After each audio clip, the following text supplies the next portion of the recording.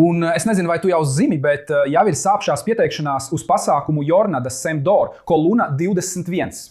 Tas notiks 11., 13. un 15. aprīlī, pulksten 19:00. Lai pieteiktos un iegūtu vairāk informācijas, saita dalība ir atrodama video aprakstā.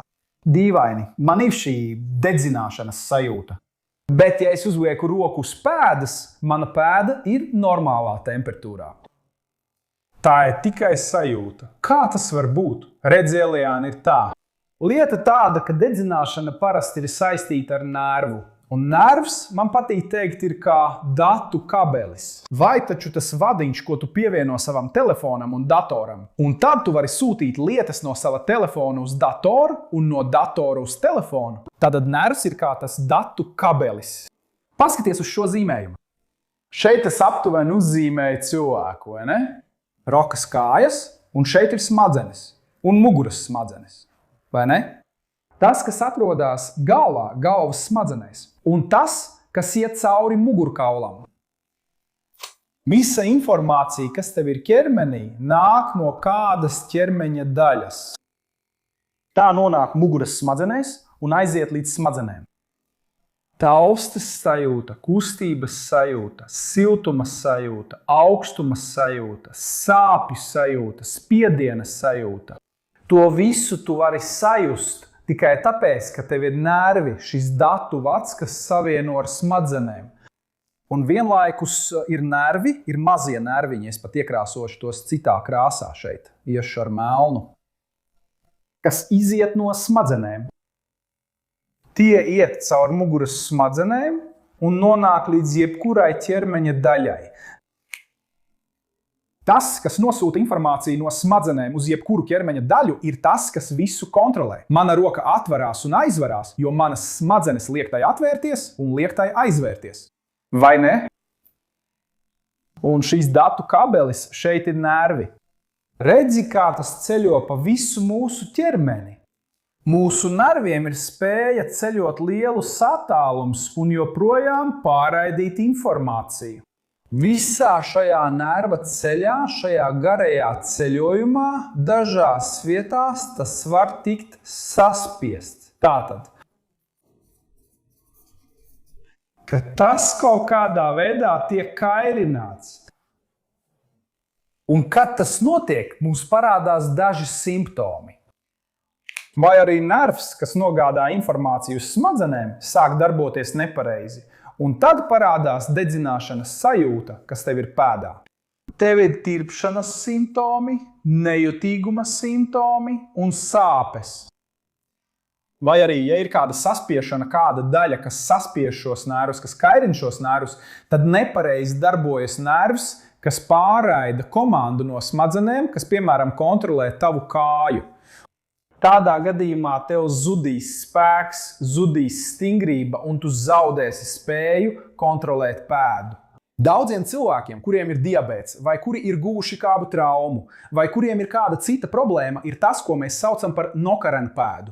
Viņi vairs nespēja pacelt pēdas priekšdaļu. Tas notiek tieši tāpēc, ka viņš ir zaudējis šo spēju kontrolēt pēdu. Dedzināšana, ko jūs jūtat, nenozīmē, ka pēda patiešām deg vai ir karsta. Tas nozīmē, ka nervs, kas pārraida informāciju no tavas pēdas uz smadzenēm, kaut kur šajā ceļā tiek kairināts. Ir kaut kas, kas izraisa šo sāpi, kas tikai šķiet tāda, bet patiesībā tā nav. Un tagad es vēlos tev parādīt divus veidus, kā tu vari ļoti ātri kontrolēt šo dedzināšanu, gandrīz kā ar burvju palīdzību. Paņem krēslu, apturi video, paņem krēslu un nāc šurp. Paņem krēslu, tad sāksim. Šos divus veidus, kā atvieglot, uzlabot, kontrolēt šo dedzināšanu, es parādīšu gadījumiem, kad pie pēdas ir nerva saspiedums. Labi? Tad sāksim. Pirmais veids, ko es gribu, lai tu dari, ir apsēsties ar sakrustotām kājām un strādāt pie pēdas līdzsvara kopumā. Šim nolūkam roka, kas atrodas pēdas zoles pusē, satvers papēdi šeit. Otra roka satvers pēdas virspusi, pēdas augšdaļu. Un jūs reiksiet vērpes kustību, pavelciet papēdi uz leju un pēdas priekšveļu uz otru pusi. Un mainiet, it kā jūs izgrieztu audumu. Uz vienu un otru pusi. Cik vien iespējams, kamēr vēl nesāp. Satveriet tā, kā jums ērtāk. Daži cilvēki dod priekšroku satvert tikai ar plaukstu, atstājot īkšķi ārpusē. Citi dod priekšroku izmantot īkšķi, lai vadītu šo kustību šeit. Svarīgi ir tas, lai jūs varētu šo kustību veikt pēc iespējas plašāk. Iespējami daudz, vai ne? Uz vienu un otru pusi. Jums būs jāveic šī pagriešana, jāpagriež 20 reizes. Kad es to daru, es uzlaboju muskuļu sasprindzinājumu. Ja, un tādā veidā es samazinu, cik stipri šie muskuļi saspiež šos nervus. Labi? Galvenokārt, ļauj man tev parādīt kaut ko ļoti interesantu. Kas varbūt ir otrs veids, kā strādāt? Ļauj man iekrāsot ar melnu. Šeit pēdas augšpusē, pēdas iekšpusē, tur ir tas kauliņš. Potītes kauls, kuru dažās vietās sauc par mocoto. Ir gan ārpusē, gan iekšpusē. Un šeit ir papēdis, pareizi? Starp šiem diviem kauliņiem iet dažas struktūras. Starp tām ir nervs, ko sauc par liela kaula nervu. Tas ir tas, kas inervē pēdas zoli. Pareizi? Tātad, visticamāk, dedzinošā sajūta pēdā var būt saistīta ar šo vietu, kur nervs iet cauri. Kad es strādāju pie šīs vērpes kustības, tas var šķist vienkārši, bet es uzlaboju vietu, kur iet liela kaula nervs. Ja problēma ir šeit, jūs to darīsiet 20 reizes, un dedzināšana pazudīs, redziet. Šābi. Otrajā vingrinājumā mēs arī strādāsim ar šo pašu vietu, bet citādā veidā.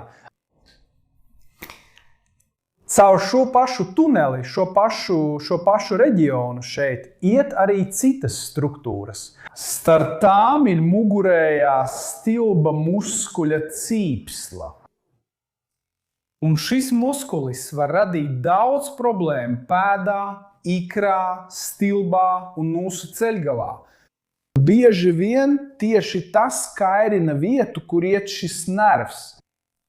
Tas, ko es vēlos tev tagad iemācīt, ir vienkāršs veids, kā uzlabot. Šis muskulis saucās mugurējais stilba muskulis, un tādā veidā tu uzlabosi nerva darbību tur lejā. Labi? Tāpat kā tu tagad sēdi, tu satversi šeit apakšstilbu. Tas ir viegli, tā ir cieta struktūra, vai ne? Cieta, izskatās kā siena, cementa bloks. Tad tu zini, ka tur ir kaulu. Ja tu ar pirkstiem virzīsies atpakaļ, pirkstiem iesi tev uz aizmuguri, teļa muskuļa virzienā, pienāks brīdis, kad šī cietā vieta pazudīs un paliks mīksta. Tieši aiz kaula iet mugurējais stilba kaula nervs. Tad tu nāksi ar īkšķiem aiz stilba kaula, aiz apakšstilba kaula, meklējot sāpju punktus. Ej mierīgi, jo tur var būt diezgan sāpīgi. Var būt kāds punkts, kas sāpēs vairāk nekā tu gaidi. Atradis sāpīgu punktu, tu turēsi šo spiedienu, līdz sajutīsi vieglas sāpes. Uzturi šo spiedienu 90 sekundes. Tu jutīsi, ka sāpes samazinās, šķiet, ka tās izplatās plašāk. Un muskuļa pretestība kļūs mazāka, tas kļūs mazāk saspringts.